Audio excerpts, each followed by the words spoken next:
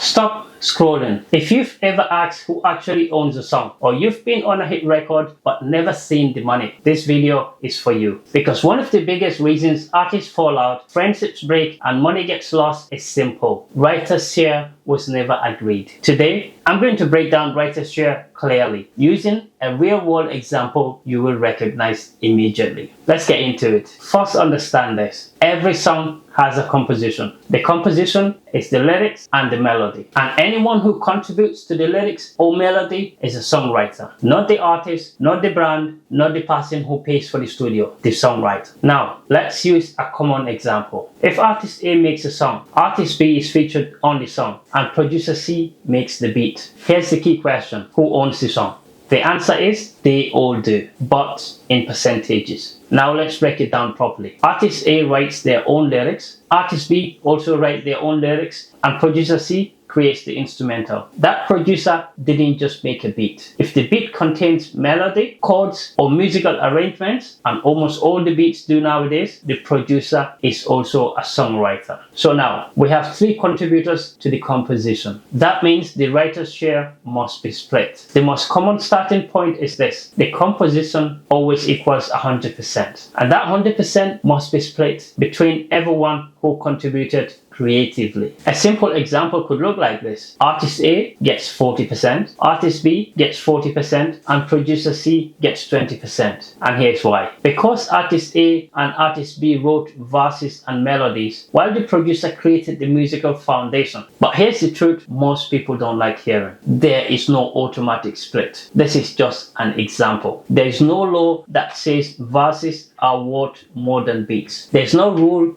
that says the main artist gets more. Splits are agreed, not assumed. Let me repeat that. Splits are agreed, not assumed. If artist B wrote the hook, and the hook is the most valuable part of the song, they might deserve more. If the producer created a signature melody that defines the record, they might deserve more. That's why writer's share must be discussed before release. Not after the song blows, not when money shows up. Now let me make this very clear. Being featured on a song does not automatically give you ownership. Yes, being featured on a song does not automatically give you ownership. Ownership comes from writing, not performing. If an artist performs a verse written for them by someone else, they are not a songwriter. The writer owns that share. People confuse performance with authorship. They are not the same.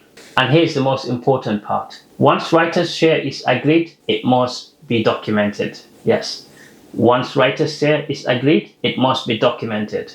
That's what we call a spreadsheet. You have the names, the percentages, and the signatures. Because when the song is registered with a performing rights organization, those percentages determines who gets paid what. No split sheets means disputes. Disputes means delays, and delays means lost royalties. And in many cases, unclaimed money goes into the black box. So let me summarize this for you. Every song has 100% writer's share. Anyone who contributes lyrics or melody is a songwriter. Featured artists are not automatically owners. Producers are often songwriters. Splits are negotiated and not assumed. Splits are negotiated and not assumed. And paperwork protects relationships and income. If you want a long career, stop avoiding these conversations. Music is art, but the business is percentages. I'm Celine B. This is Know Your Music Business.